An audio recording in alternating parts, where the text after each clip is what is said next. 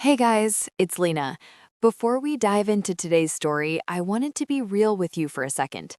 Currently, this channel isn't monetized, so I don't make a dime from these videos. It's a bit of a struggle with the new flagging rules, but I honestly love writing these scripts and bringing these characters to life for you. If you enjoy my work and want to help me keep the lights on, please consider buying me a coffee or joining my Patreon for exclusive stories and news. You can find those links right at the top of the description below. Every little bit helps more than you know. Now, let's get into the world of Timberfall. In the city of Timberfall, people know two things: stay out of the woods and never look the alpha in the eye. Ronan is a man of scars and cold gray stares. He rules through fear. He leads with blood. I wanted a mate. I tried to play by human rules. Weak rules. Humans are prey. Use teeth. Bring a fresh kill. He walked into a greasy diner with a single wilted rose and a bruised ego. He expected a human girl to tremble. He expected her to bow. Instead, he met Bree, a waitress who didn't care about his pack or his power. You brought me a dying weed? You're a real cheapskate, big guy. You don't mock a wolf unless you're ready for the hunt. Ronan wanted to teach her a lesson in respect. He's about to find out that this human girl has more bite than his entire council combined. This is their story. The Friday night dinner rush at the Rusty Spoon always felt like a test of endurance. Bree shifted her weight from one aching foot to the other, wiping a rag across the sticky diner counter. The air held the permanent smell of burnt coffee and frying grease. She tossed the rag into a plastic tub beneath the register and sighed. Only 30 minutes left until her shift ended. Beside her, Sadie, a waitress with a messy blonde ponytail, counted a handful of wrinkled tip money. Sadie stopped counting and looked toward the glass front door. The bell above the entrance let out a sharp chime. The diner went quiet. The low hum of conversations died out. The clinking of forks against porcelain plates stopped. Bree looked up from the register. Ronan stood in the doorway. He wore heavy steel-toe work boots and a dark canvas jacket that looked like it had survived a war. He stepped inside, bringing a rush of cold air with him. His dark hair was chopped close to the scalp, and a jagged scar cut right through his left eyebrow. His gray eyes scanned the room, making two truck drivers in the corner booth shrink down into their vinyl seats. Everyone in town knew the Timberfall pack ran the woods bordering the city limits, and everyone knew Ronan was the alpha. He ignored the terrified customers and walked straight toward Bree's counter. Each step hit the linoleum floor with a heavy, deliberate thud.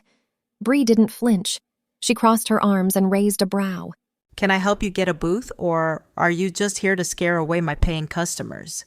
Ronan stopped right in front of the register. He did not speak. Instead, he reached a hand inside his canvas jacket. The movement was fast, causing Sadie to take a panicked step backward.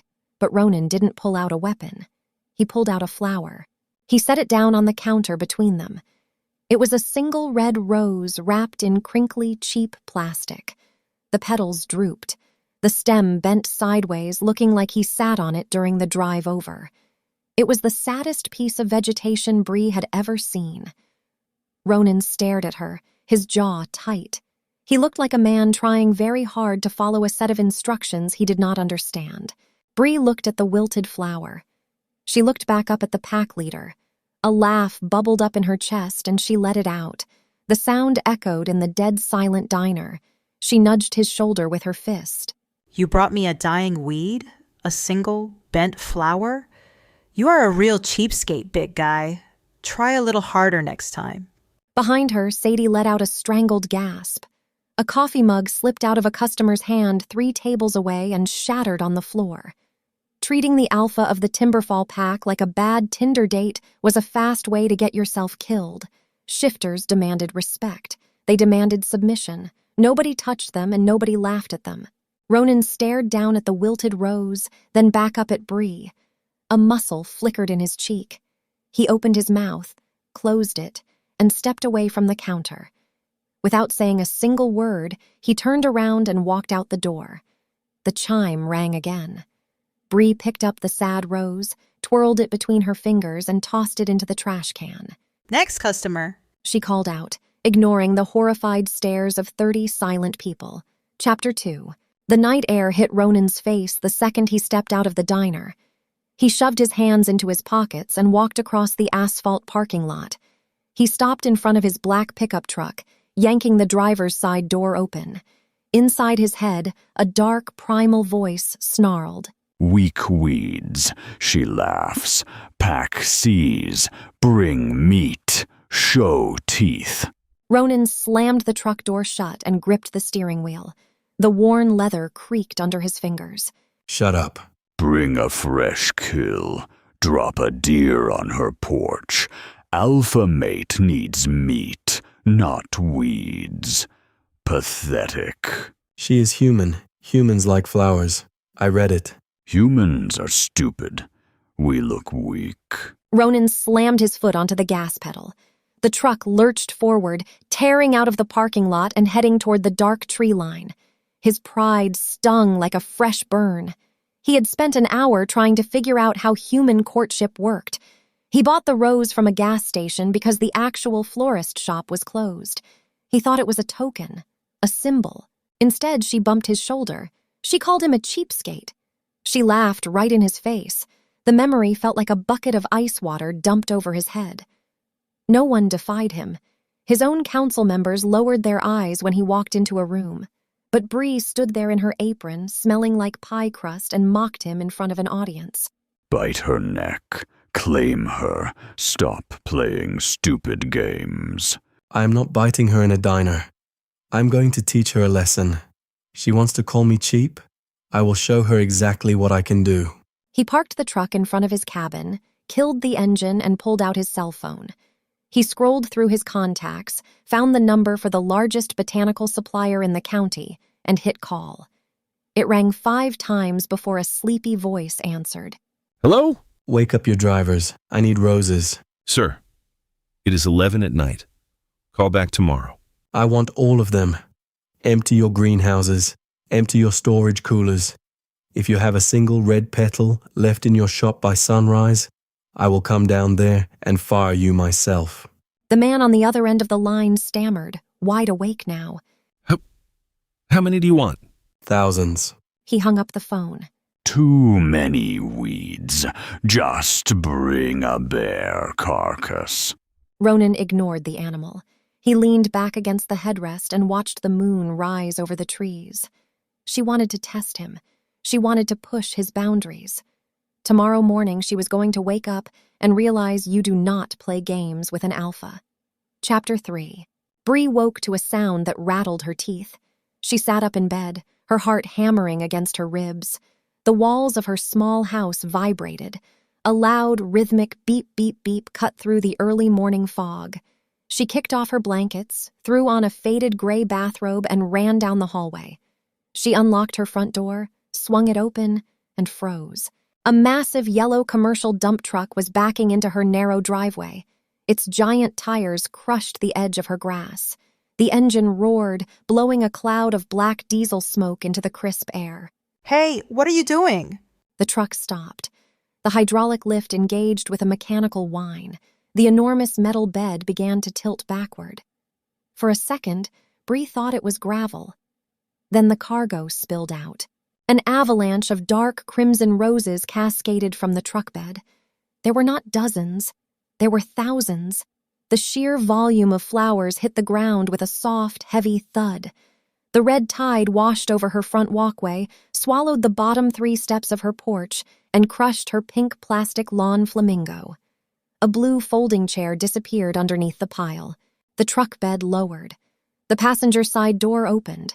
Ronan jumped out. He landed boots first in the sea of red petals.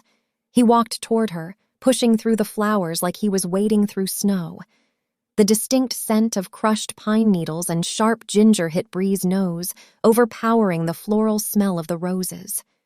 He stopped right at the edge of the porch, trapping her on the top step. Good morning. Bree stared at the ruined lawn flamingo sticking out of the pile. She looked at her blocked driveway. Her old sedan was parked in the street, now cut off from the house by a 6-foot-high wall of vegetation. Are you insane? You brought a construction vehicle to my house? You told me I did not try hard enough. You called me cheap. So you bought out a warehouse? This is unhinged. You buried my yard. I proved a point. I am not cheap, Bree. Now tell me I did a good job. I'm going to tell you to clean this mess up.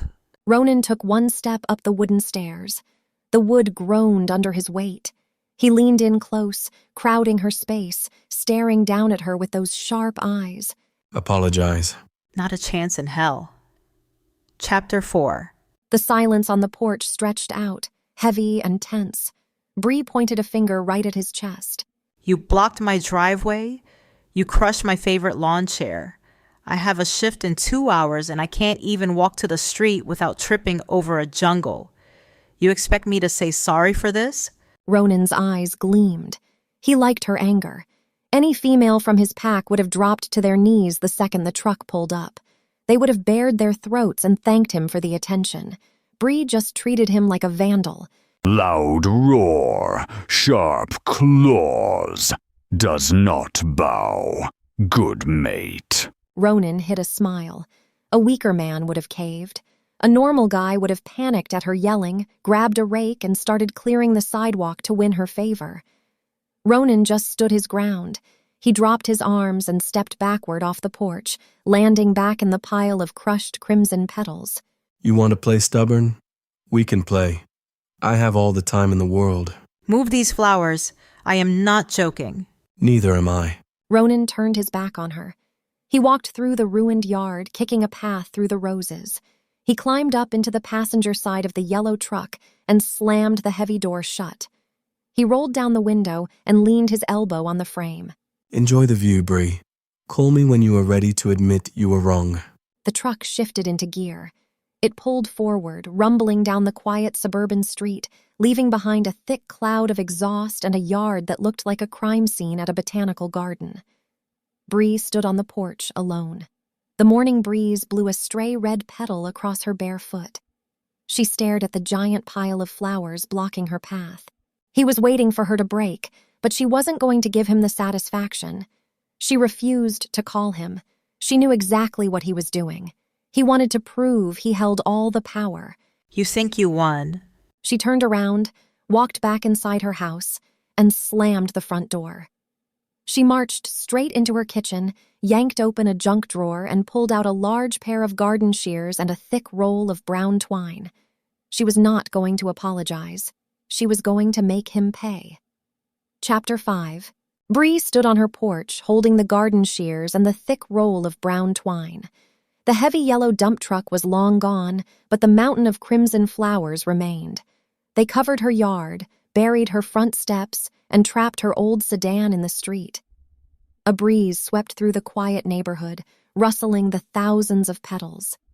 He was waiting for her to break, but she wasn't going to give him the satisfaction. Not today. She stepped off the porch and sank knee-deep into the flowers. The sheer volume of the pile was staggering. Thorns snagged her gray bathrobe, but she pushed forward. She waded through the Red Sea, kicking a path toward the side of her house. She needed supplies. Behind her small garage, she found a stack of white plastic utility buckets. She grabbed 4 of them by their metal handles and dragged them to the front yard. Next, she found her garden hose. She twisted the rusty spigot. Cold water sputtered and splashed into the buckets, filling them to the brim. Her muscles burned, but the anger kept her moving. She waded back through the roses to her garage and found an old white folding table. It was heavy, but she hauled it out. She dragged the table down the narrow path she had kicked through the roses, scraping the metal legs against the concrete.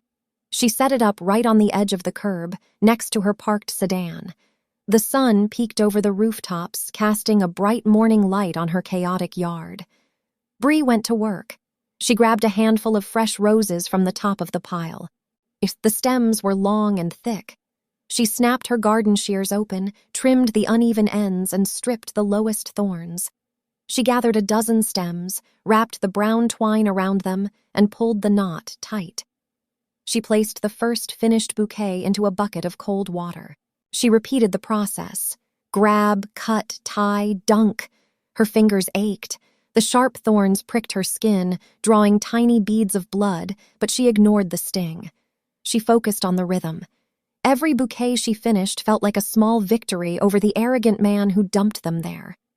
After an hour, her neighbor, Mrs. Gable, walked out of the house next door.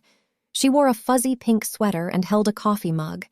She stopped at the edge of her lawn, staring at the spectacle. Bree, dear, what on earth happened here? A guy tried to prove a point, Mrs. Gable. Well, that is quite the point. Are you throwing all those away? Bree looked at the 3 full buckets of bundled flowers on her folding table. She thought about the rent due next week. She thought about her aching feet and her demanding shifts at the diner. A spark of an idea lit up in her brain. She set down her shears. No, I am selling them. She ran inside the house, grabbed a piece of cardboard from an old delivery box, and found a black permanent marker. She wrote, "Fresh roses, $10 a dozen," in bold, thick letters. She ran back outside and taped the sign to the front of the folding table. Mrs. Gable smiled, reached into the pocket of her sweater, and pulled out a crumpled $10 bill. I will take the first bunch. My dining room table could use some color. Bree handed her a bundle. The first sale. She shoved the $10 bill into the pocket of her bathrobe. The anger in her chest shifted into pure, driven energy. Ronan thought he gave her a nightmare. Instead, he gave her inventory. She picked up her shears and grabbed another handful of stems. She had a lot of work to do. By the time the morning traffic started, her folding table was packed with fresh, beautiful bundles. Cars slowed down as they passed. Heads turned. A silver minivan pulled over. A woman rolled down her window and waved a $20 bill. I need 2 dozen. Bree trotted over, handed the flowers through the window, and took the cash. She smoothed the bills out and folded them into her pocket. This was not a punishment anymore. This was a business. She looked at the remaining mountain of red petals blocking her driveway. Keep them coming. The rest of the weekend brought clear skies and a steady stream of traffic. Bree did not stop moving. She traded her bathrobe for a pair of worn denim shorts and a white tank top. Her hands were stained with green sap, and her knuckles sported a dozen tiny scratches. She did not care. The cash kept rolling in. The mountain of flowers in her yard was shrinking. She spent all of Saturday and most of Sunday cutting, tying, and selling. The curb outside her house looked like a bustling farmer's market. Cars lined up down the street. People wanted cheap, beautiful flowers, and Bree had an endless supply. She used an old wooden cigar box to hold the money. The lid refused to stay shut. Sadie pulled her beat-up blue hatchback to the curb and parked behind Bree's old sedan. The diner waitress stepped out, holding 2 large paper cups of iced coffee and a wrapped sandwich. She took one look at the folding table, the line of cars, and the overflowing cigar box. You are pure genius. I brought fuel. You are a lifesaver. Sadie leaned against the folding table and watched a guy in a pickup truck hand Bree a $20 bill for 2 bouquets. Bree tossed the cash into the wooden box. So, the terrifying guy from the diner did this? Bree nodded, sorting another dozen stems. He showed up yesterday morning in a dump truck. He told me to apologize for calling him a cheapskate. When I refused, he left. A dump truck? Who does that? An arrogant jerk with too much money and zero common sense. Well, the jerk just paid your rent for the next 3 months. I covered your shift today. The boss was mad, but I told him you had a landscaping emergency. Thank you. I owe you big time. Sadie waved her off, got back into her hatchback, and drove away. Bree finished her sandwich and went back to the pile. As she cleared away the last thick layer of roses near the porch stairs, she uncovered the casualties of the dump truck stunt. Her blue folding chair was bent out of shape, the metal frame twisted beyond repair. She dragged it to the side of the house and tossed it into the trash bin. Next, she pulled out the pink plastic lawn flamingo. The poor bird was flattened. Its plastic neck bent at a weird angle. One wire leg snapped in half. Bree picked up the crushed flamingo. Instead of throwing it away, she carried it to the curb. She set the broken plastic bird right in the middle of her folding table, next to the cardboard sign. It was the perfect mascot for her roadside hustle. The hours ticked by. The sun began to dip behind the trees, casting long shadows across the neighborhood. The giant pile was gone. Her front yard was clear, save for a few stray petals scattered across the grass. Her driveway was empty, and her front porch steps were visible again. She had bundled and sold every salvageable rose. Bree wiped her hands on a rag and looked at her table. There was only one item left. A single red rose sat next to the crushed flamingo. She saved it for last. She pulled the cigar box close and opened the lid. The box was packed tight. Stacks of crumpled ones, 5s, 10s, and 20s spilled over the edges. It was more money than she made in a month of double shifts at the Rusty Spoon. She climbed up onto the hood of her parked sedan. The metal was still warm from the afternoon sun. She sat cross-legged, pulled the wooden box onto her lap, and started sorting the bills into neat, organized piles. Her back ached. Her feet throbbed. Her fingers were stiff and covered in sap. She felt amazing. She smoothed out a crumpled $50 bill and added it to a stack. She beat him. The big, terrifying alpha thought he could bury her under his wealth. He thought he could force her to submit by ruining her day and blocking her path. He was wrong. Bree hummed a cheerful tune as she counted. She did not know what Ronan's face would look like when he found out his grand punishment turned into her payday, but she hoped she was around to see it. Chapter 7. Ronan sat in the oversized leather chair in his living room, staring at the blank screen of his television. The Timberfall pack grounds were quiet on Sunday evenings, but the silence inside his own cabin felt suffocating. He gripped a glass of water, tracing the rim with his thumb. 36 hours. It had been a day and a half since he dumped the load of crimson flowers onto Bree's lawn. He expected a phone call by Friday afternoon. He expected her to march into the woods, demand an audience, and yell at him to clean up the mess. His phone remained silent. Inside his head, the beast paced back and forth, dragging its claws against his thoughts. Stubborn female, refuses to yield. Good mate, strong blood. She is just being difficult. Go to her. Check the territory. Check the female. Ronan set his glass down on the coffee table. He ran a hand through his chopped dark hair. The weight grated on his nerves. He wanted to break her resolve, not ignore her. A human facing that much chaos should have crumbled. She should have asked for help. He stood up, grabbed his keys from the kitchen counter, and walked out the front door. The evening air was cool. He crossed the gravel driveway and climbed into his black pickup truck. The heavy door shut with a solid thud. He turned the key, and the engine roared to life. He drove down the winding mountain road, leaving the dense trees of the pack territory behind. He hit the paved streets of the city limits. The streetlights flickered on as the sun set. He navigated the quiet suburban roads, heading straight for her neighborhood. He passed a silver minivan and a couple walking a dog. He pictured the scene in his mind. The yard would still be buried. The driveway would be blocked.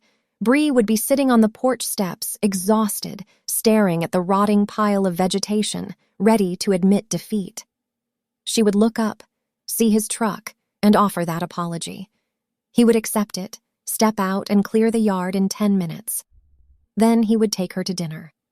A perfect plan. He turned the final corner onto her street. He eased his foot off the gas pedal. The black pickup truck slowed to a crawl. Ronan stared through the windshield, his jaw tight. The mountain of flowers was gone.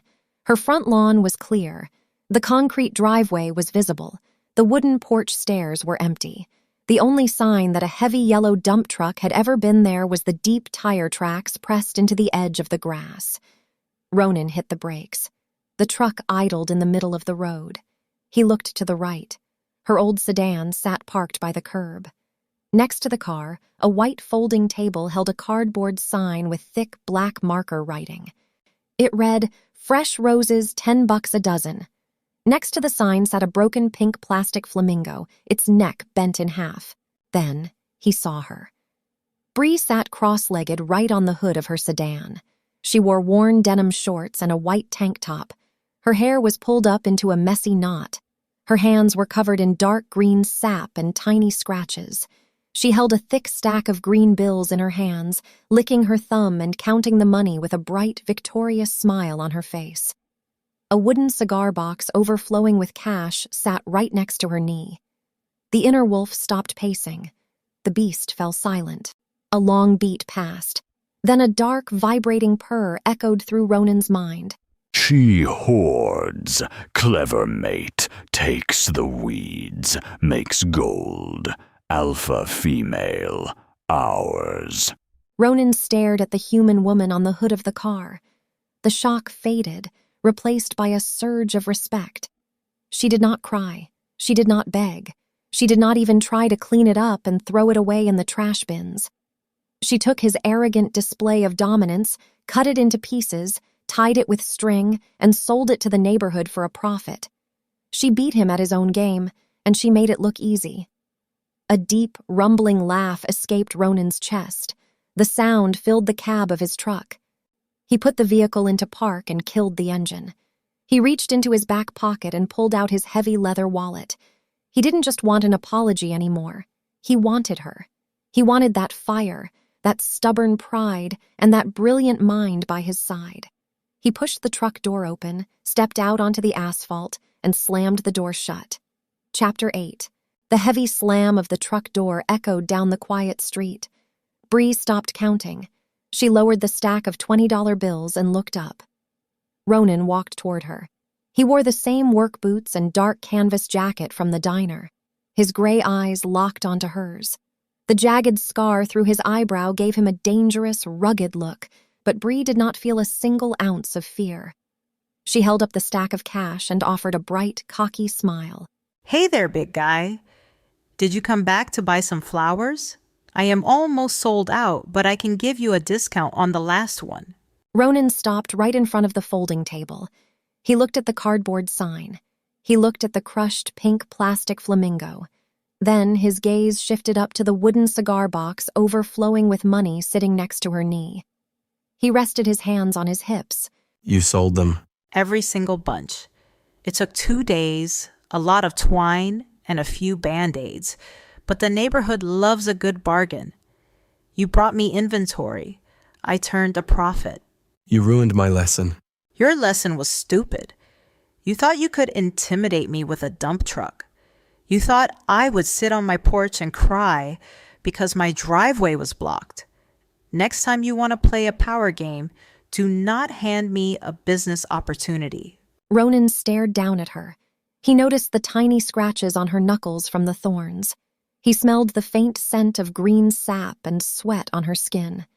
She stood tall, refusing to back down, matching his energy step for step. A spark of heat ignited in his chest. Strong mate, take her. You have a smart mouth. I have a fat wallet too. So, if you are waiting for that apology, you are going to be standing out here all night. I am not sorry. I am grateful. You paid my rent. Ronan did not yell. He did not growl. Instead, he reached into his jacket pocket and pulled out his leather wallet. He flipped it open. He looked down at the white folding table.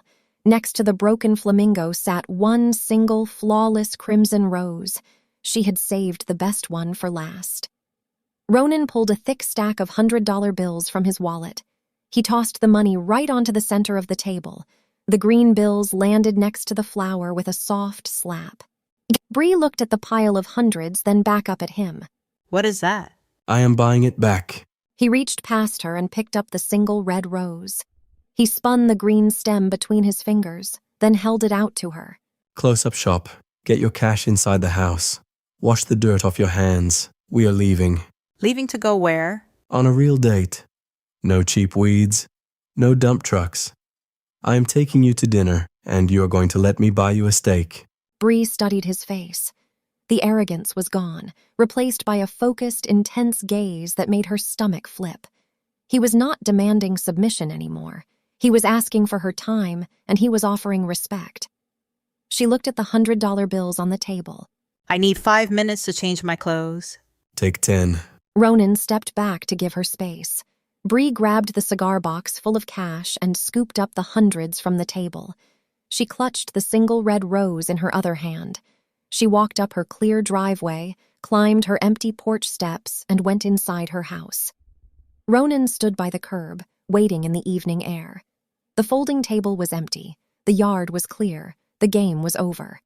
He smiled, crossed his arms, and leaned back against his black pickup truck. Chapter 9. Bree tossed the broken cigar box onto her kitchen counter.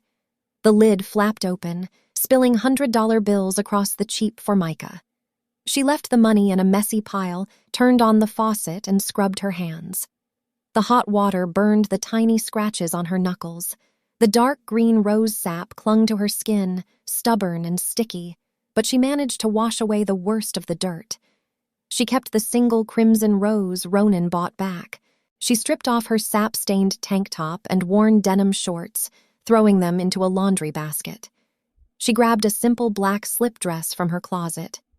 It was nothing fancy, just a plain garment she wore to neighborhood parties, but it fit her frame well. She strapped on a pair of black wedge heels, grabbed the rose, and walked out the front door. Ronan leaned against his black pickup truck. He watched her walk down the concrete driveway. His gray eyes tracked her movements, lingering on the jagged scratches marking her hands. He reached for the handle and pulled the passenger door open. Nice dress. I bought it on clearance. She climbed into the cab. The interior boasted thick leather seats and a spotless dashboard. Ronan shut the door, walked around the hood, and slid behind the steering wheel. He shifted the truck into gear. They drove away from her quiet street and headed toward the city center. The ride gave Bree a moment to study him. He still wore his heavy steel-toe work boots and the dark canvas jacket. The jagged scar cutting through his left eyebrow caught the glow of the passing streetlights. He looked like a brawler, not a guy taking a woman out for an expensive dinner. Inside Ronan's mind, the beast paced with restless energy. The animal caught the scent of her clean skin, a fresh mix of crushed blackberries and sweet almond. Good mate. Smells like ours. Take her to the den. Shut up. Bree turned her head. Did you say something? No, just thinking. He pulled the truck into the valet lane of the Iron Hearth, the most luxurious steakhouse in the county. The valet, a young kid in a crisp white shirt, jogged over to open Bree's door. Ronan tossed the keys to the kid with a stern look. Do not scratch the paint. The hostess greeted them inside. The restaurant featured dark mahogany walls, dim lighting, and the rich smell of roasting beef. She led them to a secluded booth in the back corner. As they sat down, Ronan glanced at the place settings. He reached across the table, using his cloth napkin to pick up the polished fork and knife resting on Bree's placemat, and tossed them into the center of the table alongside his own. Hey, I need those. Ronan caught the passing waiter by the sleeve. These are genuine silver. Take them away. Bring us stainless steel. Right away, sir. Silver allergies? Something like that. You kept the flower? You paid $100 for it. It is the most valuable weed in the state. I figured I should bring it along as a centerpiece. Ronan let out a rough laugh. The sound surprised her. It lacked the cold arrogance from the morning delivery. You made a killing today. I paid my rent for the next 3 months. You tried to bury me. I turned a profit. Next time you want to play a power game, bring me something easier to sell, like electronics or cars. She hoards wealth. Smart female. Show teeth. I will keep that in mind. The waiter returned with 2 sets of stainless steel utensils, his hands shaking as he set them down. Ronan ordered a thick ribeye, rare. Bree ordered a fillet, medium well. When the food arrived, the beast inside Ronan's head let out a satisfied growl. Good meat, strong mate. Bree cut into her steak. She pointed her fork at him. So do you always throw temper tantrums when a woman calls you cheap? I do not throw tantrums. I enforce respect. People in my circle do not mock me. They do not bump my shoulder in a diner and laugh. I'm not in your circle. I am a waitress who lives in a house with a cracked driveway. You walked into my job acting like a tough guy. I called it like I saw it. Ronan chewed his food, his gray eyes locked onto hers. The friction between them sparked a visceral heat in his chest. She refused to yield. She refused to apologize. The human woman across the table possessed more backbone than half his council members. You have guts, Bree. I respect that. But do not think for a second I am used to losing arguments. Get used to it, because I never lose. Chapter 10. The plates sat empty between them. Bree took a sip of her water, leaning back against the plush booth. She felt full, satisfied, and unapologetic about the chaotic events of the past 2 days. Ronan watched her, his gaze intense and unwavering. The low hum of conversation in the restaurant shattered. Footsteps approached their booth. They were heavy, deliberate, and carried an air of manufactured authority. Ronan stiffened, his jaw locked. The scent of sour earth and stale cigar smoke drifted over the table. An older man stopped right at the edge of their booth. He wore a sharp, tailored gray suit that screamed wealth. Silver hair swept back from his wrinkled forehead, and a thick silver cane with a leather grip rested in his right hand. He did not look at Ronan. His pale yellow eyes focused on Bree. Well, this is a strange sight. Corbin, walk away. Elder Corbin ignored the alpha's warning. He leaned his weight onto his cane, sneering down his nose at Bree. I heard a rumor you made a fool of yourself in the city limits yesterday, dumping vegetation on a lawn. I assumed it was a joke. Yet, here you sit, sharing a meal with a human. A diner waitress, if I recall. Bree set her water glass down.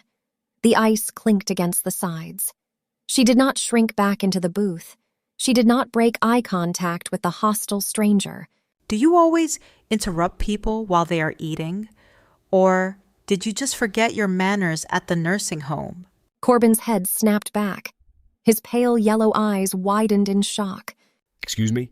Ronan's hands clenched into fists, ready to vault over the table, but the inner wolf barked a sudden command. Wait, watch the mate. She bites. Ronan froze, his muscles tight, letting Bree handle the threat. You heard me. We are having a private dinner. You walked over here smelling like an old ashtray to insult me. I do not care who you are or what kind of power trip you are on. You are being rude. Corbin bristled. His knuckles turned white around the handle of his cane. You ignorant little girl. You have no idea who you speak to. I am an elder of the Timberfall Council. I demand respect. Respect is earned. You want respect? Start by introducing yourself instead of hovering over my table like a creep. Then apologize for interrupting our meal. Until then, you get nothing from me. The surrounding tables fell silent. Diners turned their heads, watching the standoff. Corbin stood frozen, his mouth opening and closing like a fish out of water. No human had ever spoken to him with such blatant disregard for his rank. He searched for a comeback, his face turning a mottled shade of red. You let her speak to me this way? Ronan leaned back, crossing his arms over his broad chest. A slow, dangerous smirk spread across his face. She makes a valid point, Corbin. You forgot your manners. I suggest you leave before she decides to critique your suit. Corbin glared at the alpha, then shifted his furious gaze back to Bree. He slammed the rubber tip of his cane against the hardwood floor. This is a disgrace. The pack will hear about this. Tell them I said hello. Corbin spun on his heel and stormed away, his tailored suit jacket flapping behind him. He pushed through the glass exit doors, disappearing into the night. Bree let out a slow breath. She picked up her water glass and took another sip. Her hands trembled from the adrenaline spike, but she kept her face composed. Ronan stared at her. The amusement vanished from his expression, replaced by a profound, consuming awe. His inner beast howled in triumph, thrashing against the cage of his ribs. She defends the territory. She crushes the weak alpha female. Claim her now. You just insulted one of the most dangerous men in my pack. He started it. I deal with angry truck drivers and rude tourists all day at the diner. An old guy with a cane and a bad attitude does not scare me. Ronan leaned forward across the table. He reached out, his rough fingers brushing against the single crimson rose resting near her plate. He did not need to protect her from words. She possessed her own weapons. She carried a fire that matched his own brutal nature. Corbin will not forget this. Good. Let him remember to stay away from my table. Ronan signaled the waiter for the check. He threw a stack of $100 bills onto the leather booklet, grabbed the rose, and offered his hand to Bree. She took it. His grip felt firm, warm, and possessive. They walked out of the luxurious steakhouse together, leaving the whispers of the other patrons behind. The night air outside the iron hearth felt crisp and cold. The valet scurried out of the driver's seat of the black pickup truck, handing the keys to Ronan. Ronan flipped the kid a $20 bill, walked around the hood, and opened the passenger door for Bree. She climbed up into the cab, her black wedge heels clicking against the metal running board. She settled into the thick leather seat. Ronan handed her the single crimson rose, shut the door, and got behind the wheel. The drive back to her neighborhood carried a different weight than the drive to the restaurant. The silence inside the cab lacked the earlier friction. The tension had shifted from a battle of wills into a heavy, mutual respect. Streetlights flashed across the dashboard, illuminating the jagged scar on Ronan's face. He drove with one hand draped over the top of the steering wheel. His mind raced. He spent his entire life leading a pack of predators. He understood violence. He understood dominance. He expected his mate to require his protection, a fragile human he needed to shield from the harsh realities of the Timberfall pack. Bree shattered that expectation in 3 minutes. She tore Elder Corbin apart using nothing but sharp wit and a level tone. She did not flinch. She did not look to Ronan for a rescue. She handled the threat on her own terms. Strong mate, fights her own battles, guards the den. Ronan turned the truck onto her street. The neighborhood sat quiet, most of the houses dark. He pulled the vehicle up to her curb, parking in the exact spot where her folding table had caused a traffic jam. He killed the engine. The sudden quiet filled the space between them. Bree unbuckled her seatbelt. She held the rose in her lap, her fingers tracing the dark petals. Thank you for the steak. Thank you for the entertainment. Watching Corbin lose his mind was the best part of my week. I have zero patience for arrogant men. I noticed. He opened his door, stepped out into the street, and walked around the truck. He opened her door, offering his hand. Bree took it. His rough, calloused palms swallowed hers. She stepped down onto the asphalt. He did not let go of her hand. Instead, he walked her up the narrow concrete driveway, stopping at the base of the wooden porch steps. The porch light cast a warm yellow glow over them. The faint scent of crushed pine needles and sharp ginger rolled off his canvas jacket, wrapping around her senses. Bree turned to face him. She stood one step up on the stairs, putting her eyes almost level with his. You are going to have a lot of explaining to do when you go back to your woods. Let me worry about the pack. You just worry about your next shift at the diner. I can handle my shifts. Ronan took a half step forward. The space between them vanished. He reached up, his rough fingers tracing the line of her jaw. Bree's breath caught in her throat. The brawler in the heavy work boots moved with care, treating her like something valuable. He leaned in. Bree met him halfway, his lips pressed against hers. The kiss started brief and testing, but the friction of the past 2 days ignited. Bree gripped the lapel of his dark canvas jacket. Ronan's hand slid to the back of her neck, pulling her closer, deepening the kiss into a hot, visceral exchange.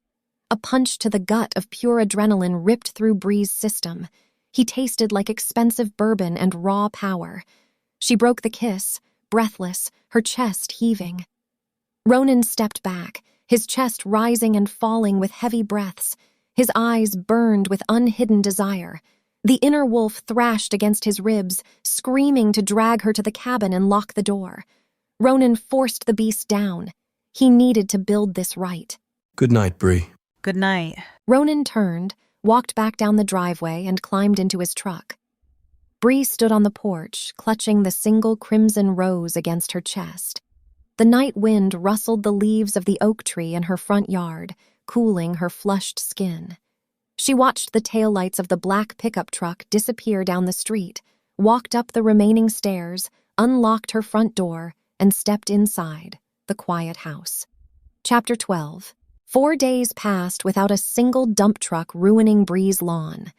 Wednesday afternoon brought gray clouds and a cool breeze. Bree sat at her small kitchen table, counting the last of her flower stand money.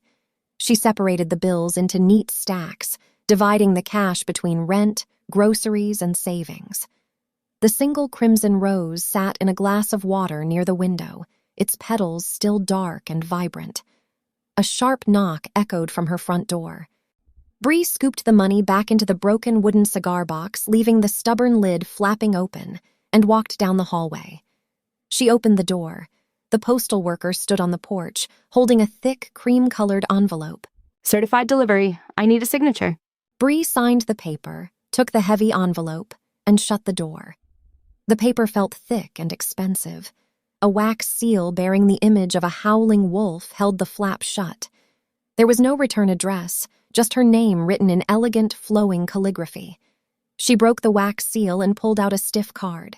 The Timberfall Elder Council formally invites Miss Bree to a pack dinner, Friday evening at 8 o'clock, the Great Hall. Bree read the words twice. A bitter laugh escaped her lips. Elder Corbin did not waste any time. Another knock hit the front door, this one louder and heavier. Bree opened the door again. Ronan stood on the porch. He wore his standard dark canvas jacket and heavy work boots. His jaw looked tighter than usual, and his gray eyes snapped to the cream-colored envelope in her hand. I see you got it. He stepped past her into the house. Bree closed the door and held up the card. The guy I yelled at in the steakhouse invited me to a fancy dinner party. I assume he is not planning to serve a peace offering. It is a trap. Corbin convinced the other elders to host a formal dinner.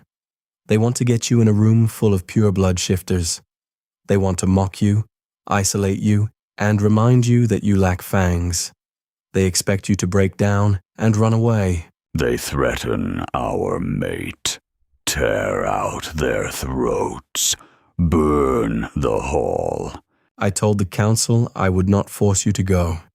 You do not have to endure their poison. We can throw the invitation in the trash. Bree looked down at the fancy calligraphy. She remembered Corbin's sneer in the restaurant. He looked at her like dirt on the bottom of his expensive shoes. He wanted her to feel small. He wanted her to hide in her house and surrender. Bree tossed the invitation onto the coffee table. No, I am going. Bree, you do not understand pack politics. They will attack you from every angle. It will be a firing squad of insults. I survived high school. I survived Friday night rushes at the diner. I can handle a bunch of old men in expensive suits. If I hide, Corbin wins. He gets to tell the whole pack I am a coward. I refuse to give him that satisfaction. Ronan's chest swelled with a surge of pride. His mate did not cower. She picked up the weapon and marched straight toward the battlefield. You are sure about this? I am positive, but if I am going to walk into a den of wolves, I am not wearing a clearance rack outfit. Pick me up on Friday at 7. I have shopping to do. Friday at 7. Do not be late. He left the house, the roar of his black pickup truck fading down the street. Bree grabbed her car keys and drove straight to the high-end boutique downtown. She ignored the price tags. She sifted through the racks, searching for armor. She found it in the back corner of the store. It was a deep plum dress. The material flowed like liquid silk. It featured a plunging neckline and a slit up the thigh, demanding attention and radiating confidence. It was bold, unapologetic, and perfect for causing a scene. She handed the cashier the stack of flower stand cash. She walked out of the boutique with the garment bag slung over her shoulder, ready to face the Timberfall Council and tear their arrogant expectations apart. Chapter 13. Friday evening arrived with a cold, biting wind that rattled the windows of Bree's small house. She stood in front of her bedroom mirror, making final adjustments to the deep plum dress. The silk material clung to her curves, the high thigh slit offering a sharp edge of defiance. She smoothed her hands down the fabric, feeling the rough texture of the healing scratches on her knuckles. The rose thorns had left their mark, a reminder of her roadside hustle. She strapped on her black wedge heels, grabbed her small clutch, and waited. At exactly 7 o'clock, a heavy knock rattled her front door. Bree walked down the hallway and pulled the door open. Ronan stood on the porch. He had not changed into a tailored suit.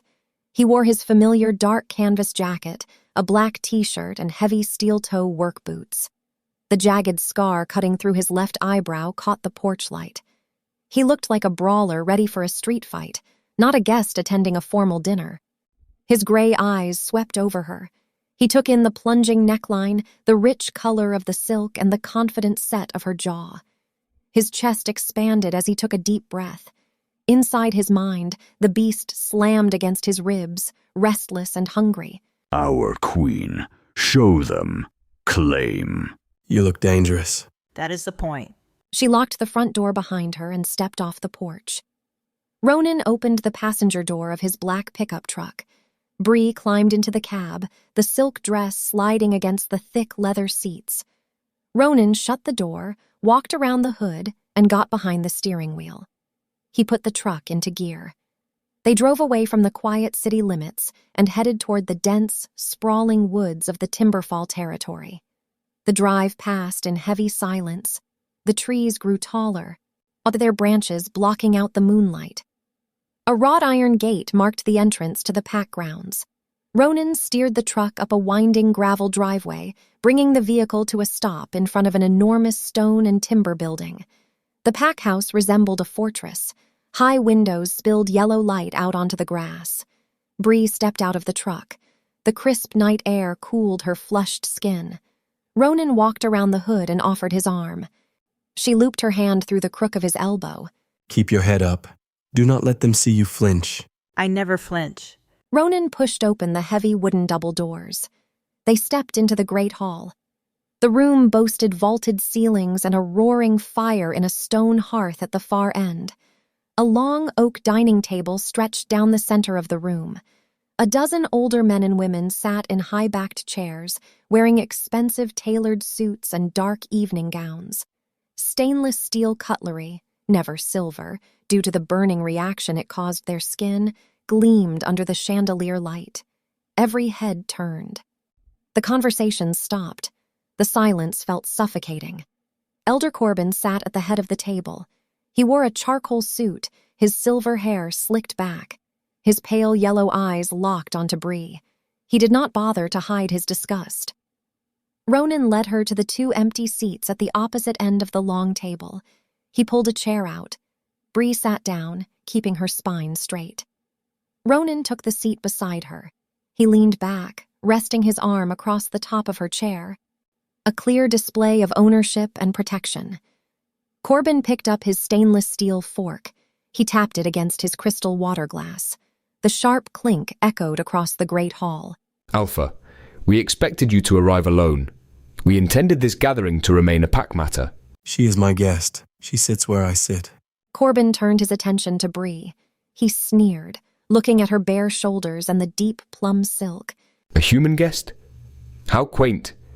Tell me, girl, do you find our halls intimidating? No fangs, no claws, just fragile skin and a heartbeat that races like a frightened rabbit. You do not belong at this table.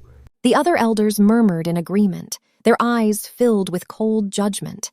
They expected her to shrink into her chair. They expected her to lower her gaze and stare at her empty plate. Bree picked up her stainless steel knife, turning it over in her hands. She met Corbin's pale yellow eyes across the length of the heavy oak table. She offered a sweet, lethal smile. My heart is fine, Corbin, and I do not need claws to hold my own. At least my teeth are real. Do you take yours out at night, or do you sleep with them in a glass? Chapter 14. A collective gasp swept through the great hall. One of the female elders dropped her fork. It clattered against her porcelain plate. Ronan remained still, but a dark, dangerous spark ignited in his gray eyes. He let the silence hang, giving Bree the floor. Corbin's face shifted from pale to a mottled, furious red. The insult hit its mark. You possess a sharp tongue for a diner waitress. You think you're clever. You peddle weeds on the side of a human road for spare change, and now you believe you can sit among purebloods. You are nothing but a temporary distraction. Servers emerged from the kitchen doors, carrying heavy cast-iron trays loaded with roasted meats and root vegetables. They moved with cautious, stiff steps, terrified by the suffocating tension in the room. They placed the food on the table and retreated to the edges of the great hall. Bree reached forward with a serving spoon. She scooped a portion of roasted potatoes onto her plate. She moved with deliberate, casual ease, refusing to let Corbin dictate the rhythm of the room. I'm a business owner. I took a mountain of garbage and turned a profit. You sit in a stone house wearing a suit you did not sew, eating food you did not hunt. You talk a big game about being a predator, Corbin, but you look like a middle manager at a bank. Ronan hid a smirk behind his water glass. The inner wolf paced in his mind, thrilled by the carnage. Corbin slammed his fist down onto the heavy oak table. The impact rattled the crystal goblets. Water splashed onto the polished wood. Enough. I will not tolerate this disrespect in the Great Hall. I sit on the Timberfall Council. I demand submission from those beneath me. You are a weak, scentless human, and you defile this space. Then leave.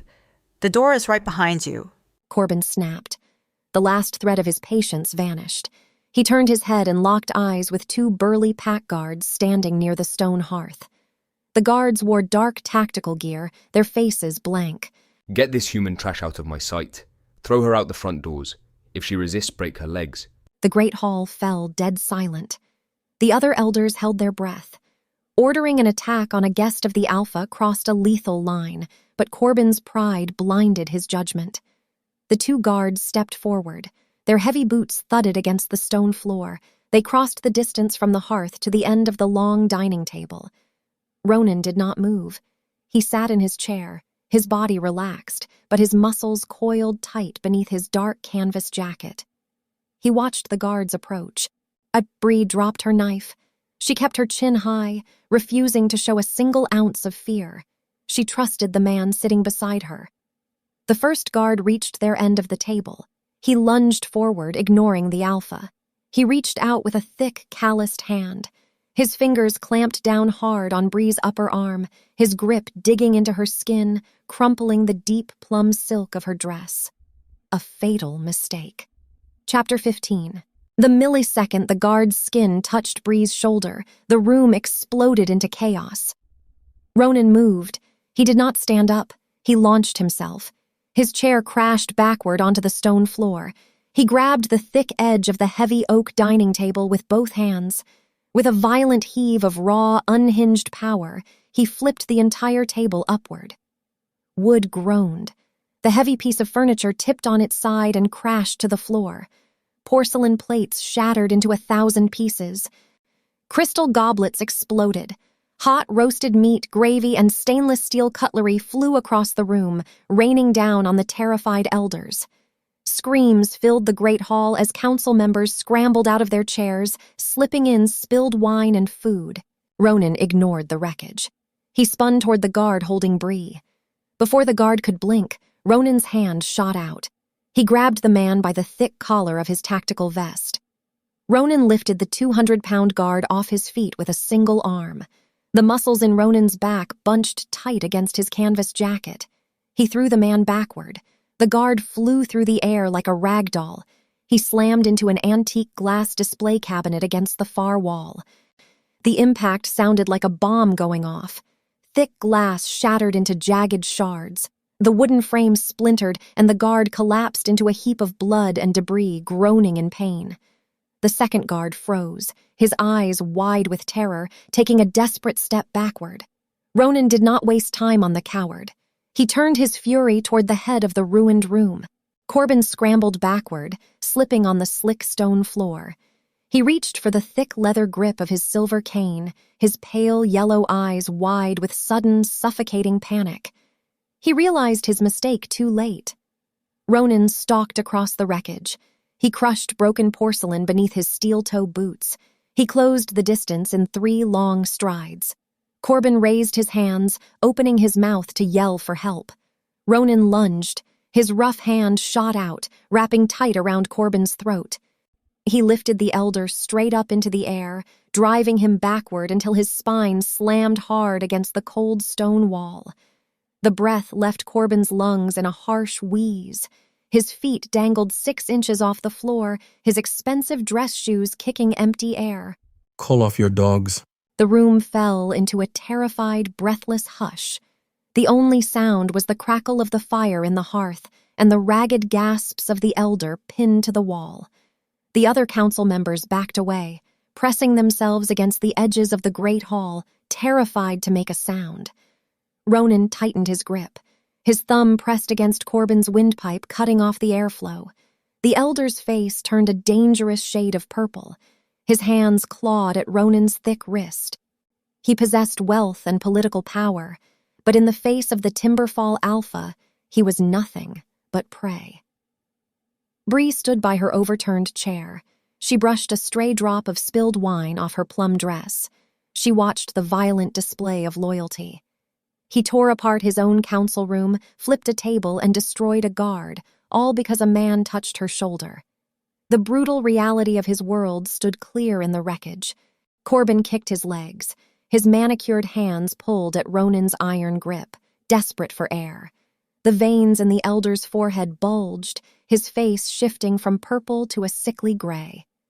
Ronan loosened his fingers just a fraction of an inch, allowing a thin sliver of oxygen back into the man's lungs. Corbin choked, a wet, rattling sound. He spat a line of saliva onto the stone wall. He glared down at the Alpha, his pride refusing to die even as he dangled by his neck. You go against the council. You destroy the hall? For this mere human? The air in the room grew heavy. The temperature seemed to drop. Ronan looked up at the elder.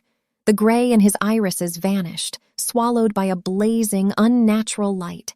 His eyes flashed pure gold, the mark of the shifted beast breaking the surface. A wave of suffocating, dominant pressure rolled off his body, expanding across the ruined great hall. It was the Alpha aura, a physical weight that forced every instinct in a shifter's brain to yield. She is your Luna. You will bow, or I will end you right here. The pressure hit the room like a shockwave. The bleeding guard by the shattered cabinet dropped to his knees, exposing his throat to the ceiling. The second guard hit the floor, pressing his forehead against the cold stone. Around the edges of the room, the wealthy, arrogant elders folded. Their expensive suits and dark evening gowns dragged in the spilled wine and gravy. One by one, they fell to their knees, bowing their heads, stripped of their pride by the sheer, crushing power of their Alpha. Inside Ronan's mind, the beast purred a dark, vibrating melody. They bleed, they bow, she rules, ours.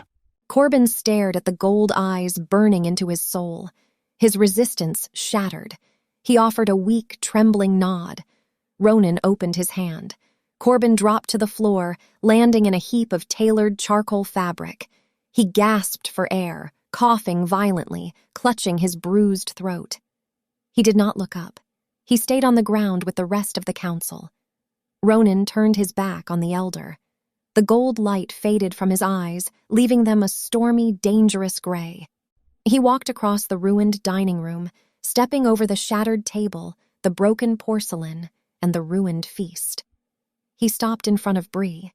She stood tall in the deep plum dress, unaffected by the alpha aura that had crushed the purebloods. She looked at his chest, rising and falling with heavy breaths, then met his gaze. Ronan reached out and grabbed her hand, his rough, calloused fingers intertwined with hers. He did not ask if she was okay. He knew she was. We are leaving. He led her toward the heavy double doors.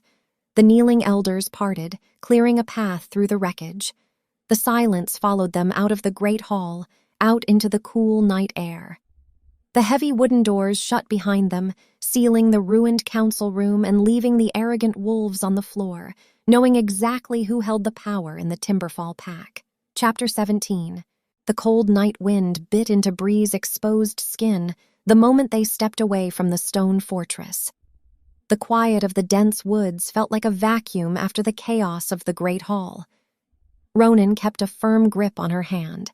He guided her down the stone steps and across the gravel driveway toward the black pickup truck. He opened the passenger door. Bree climbed up, the black wedge heels clicking against the metal running board. The silk of her deep plum dress slid across the leather seat. She reached up and touched her arm. The fabric there was crumpled and creased, marking the exact spot the guard grabbed her. Beneath the silk, a faint bruise started to form. Ronan shut the door. He walked around the hood, his heavy steel-toe work boots crunching the loose gravel, and slid behind the steering wheel. He turned the key. The engine roared to life, a loud rumble breaking the silence of the trees. He turned the heater dial, blasting warm air into the cab, and shifted the truck into drive. They drove through the wrought iron gates and left the Timberfall territory behind. The adrenaline crash hit Bree the moment the truck tires transitioned from dirt to paved city roads. Her hands began to shake. The healing scratches on her knuckles throbbed with a dull ache. She gripped her small clutch, pressing her knees together to steady her trembling legs. She had stood her ground in a room full of predators, but the memory of Ronan lifting a full-grown man by the throat played on a loop in her mind. Ronan kept his eyes on the road. The streetlights illuminated the jagged scar cutting through his left eyebrow.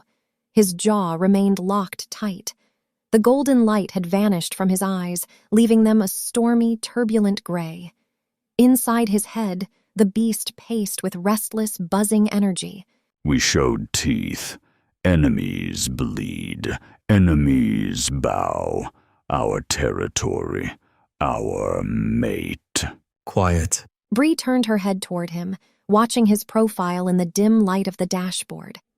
She did not speak until he pulled the truck up to the curb outside her small house. He killed the engine. The sudden quiet filled the space between them. Bree unbuckled her seatbelt, opened the door, and stepped out into the night. Ronan followed her up the narrow concrete driveway. She unlocked the front door and pushed it open. The house felt like a different world. The familiar sights grounded her. The broken wooden cigar box sat on the kitchen counter, its lid flapping open to reveal stacks of flower stand cash.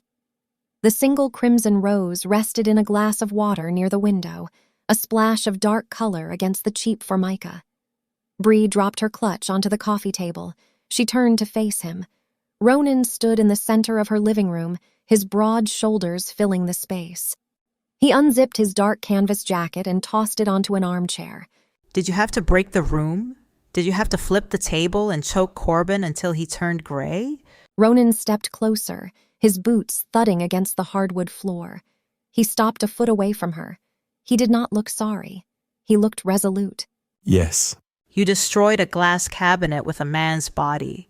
You humiliated the oldest members of your council. You made them crawl on the floor in spilled wine. It was brutal, Ronan. It was a bloodbath over a hand on my shoulder. Ronan reached out. He caught her wrists, pulling her crossed arms down, and trapped her hands in his. His rough, calloused palms felt warm against her cold skin. He traced the healing scratches on her knuckles with his thumb. You view the world through human rules. You think a harsh conversation or a stern warning works. It does not work in the woods, Bree. My people learn with action. Bree looked up into his gray eyes. The intensity there felt like a punch to the gut. They are wolves. They understand hierarchy, dominance, and teeth. The only language they respect is violence. If I issued a polite warning, Corbin would view it as weakness. He would scheme in the shadows. He would hire rogues to attack you in the street, or he would poison your food, all while wearing a clean suit. The truth of his words hung in the air, cold and undeniable. I had to be brutal. I had to make a public, bloody spectacle. I had to force them to their knees so the entire pack knows exactly what happens if they cross you. Now they know the line, and they will never, ever cross it again. Chapter 18. The raw honesty of his words stripped away the remaining tension in the room. Bree stared at the rugged alpha standing in her living room. He did not possess a temper problem.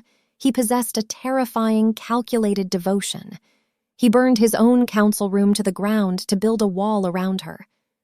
Ronan released her hands and took a step back. He ran a hand through his chopped dark hair. The unyielding, dominant posture cracked, revealing a sliver of genuine exhaustion. I run a pack of predators. I have fought rogue shifters. I have fought rival alphas. I never felt fear in any of those fights. A broken bone heals. A torn muscle stitches back together. But tonight, He trailed off, his gray eyes fixing on the crumpled silk on her left shoulder. Tonight, when that guard grabbed you, I felt a terror I have never known. I felt like the ground opened up under my boots. In my mind, he was not just touching your shoulder. He was dragging you away. He was tearing you out of my life. The stubborn walls Bree kept built around her heart collapsed. The diner waitress who fought for every dollar, who trusted no one, and who bundled roses to pay rent, looked at the man who offered her his entire world. Bree closed the distance between them. She reached up, pressing her palms against his chest. She felt the heavy, frantic beat of his heart through the black t-shirt. They did not drag me away. I am right here. Ronan let out a ragged breath. He wrapped his arms around her waist, pulling her flush against his body. He buried his face in the crook of her neck, inhaling the scent of her skin. The inner wolf let out a deep, rumbling purr, a sound of pure contentment that vibrated through Ronan's chest and transferred into Bree's bones. Ours, safe in the den. Claim the mate. Ronan lifted his head. He did not ask for permission this time. He crashed his lips down onto hers. The kiss carried none of the testing caution from their night on the porch. It was fierce, consuming, and desperate. Bree wrapped her arms around his neck, pulling him closer, matching his desperate energy.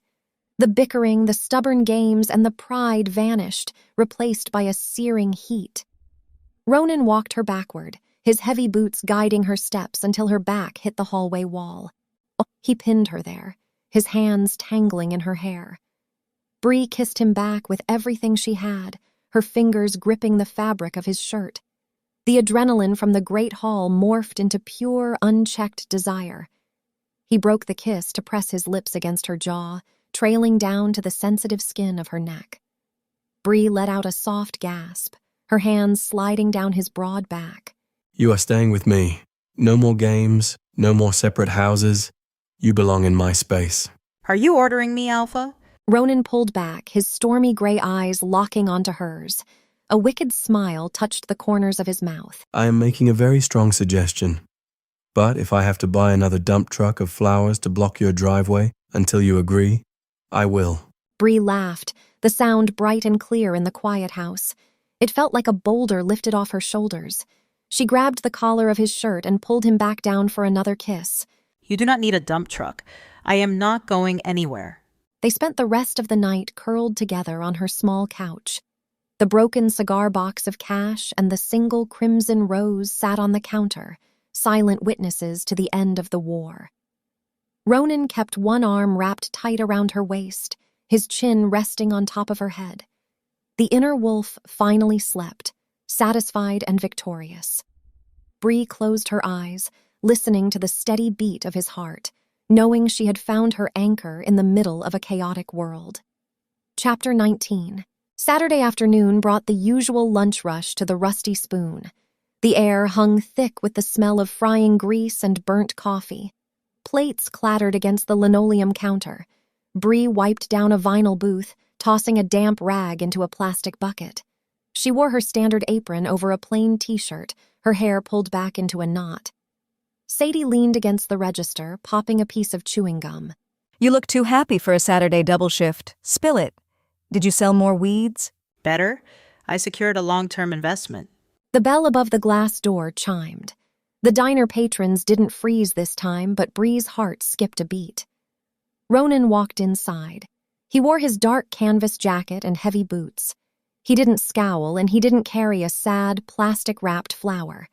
He caught Bree's eye, offered a slight nod, and slid into a corner booth near the back window. Bree grabbed a coffee pot and a ceramic mug, walking over to his table. She poured the dark liquid, setting the mug down. You're out of your woods early. I wanted to see you work, and I wanted to make sure Corbin didn't try to send any of his loyalists to bother you. Let them come. I've got a spatula. The door chime rang again. Ronan's posture stiffened. He set his coffee mug down, his gray eyes locking onto the entrance. 3 young men walked into the diner. They wore torn denim jackets and scuffed boots. Their hair looked uncombed, and they carried a rough, untamed energy that screamed trouble. The low hum of conversation in the diner faltered. Two truck drivers at the counter tensed, expecting a brawl. Sadie reached under the register, her fingers hovering near the panic button. Bree recognized the heavy, deliberate way the newcomers walked. Shifters. The three young wolves spotted Ronan in the corner. They stopped dead in their tracks. Instead of puffing out their chests or challenging him, all three boys lowered their heads, baring their throats in a swift display of respect. Ronan offered a single, curt nod. The boys relaxed. They walked past the empty booths and stopped right in front of Bree. The tallest one, a kid with a messy mop of brown hair and dirt on his knuckles, pulled a crumpled $10 bill from his pocket. He placed it on the counter. 3 burgers, please. Keep the change. Sure thing. Bree grabbed an order pad, wrote the ticket, and clipped it to the kitchen wheel. 10 minutes later, she carried a plastic tray holding 3 baskets of greasy burgers and salted fries back to the counter. She set the food down in front of the young shifters. The tall boy grabbed his basket. He looked up, his eyes filled with a mix of awe and deep respect. He'd heard the stories from the Great Hall. He knew this human woman faced down Elder Corbin, insulted his fangs, and sparked the fight that reset the hierarchy of the Timberfall pack. Thank you, Luna. The other 2 boys echoed the title in unison. Thank you, Luna. They took their food and walked out the door, the bell chiming behind them. Sadie let go of the panic button. Her jaw hung open. She stared at the door, then turned to Bree. Did those gang members just call you Luna? What's that even mean? Bree looked at the $10 bill sitting on the counter. A slow, victorious smile spread across her face. She didn't need fangs. She didn't need to grow claws or learn how to shift into a beast. She'd faced the most dangerous men in the county with nothing but a silk dress and sharp words, and she'd won their loyalty. She turned around, looking at Ronan in his corner booth. He raised his coffee mug to her in a silent toast. It means I got a promotion. Chapter 20. 6 months later, the afternoon sun poured through the large glass windows of the storefront. Bree stood behind a polished wooden counter, punching numbers into a brand-new electronic cash register. The store smelled of fresh lilies, damp earth, and blooming jasmine. A bright neon sign hung in the front window, buzzing with a soft pink light. It read, "The Broken Flamingo Floral Shop." Right next to the register sat the original pink plastic flamingo. Its neck bent at a weird angle and its wire legs snapped in half.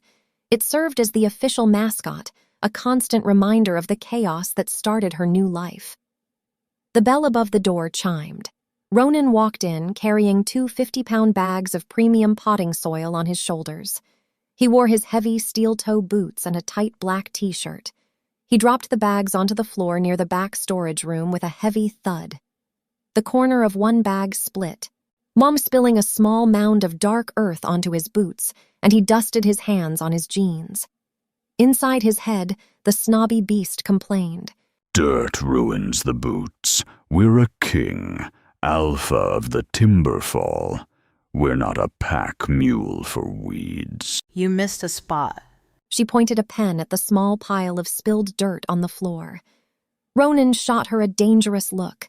He walked up to the counter, planted his hands on the polished wood, and leaned over. I run a territory of 200 apex predators. I hold the power of life and death over the woods.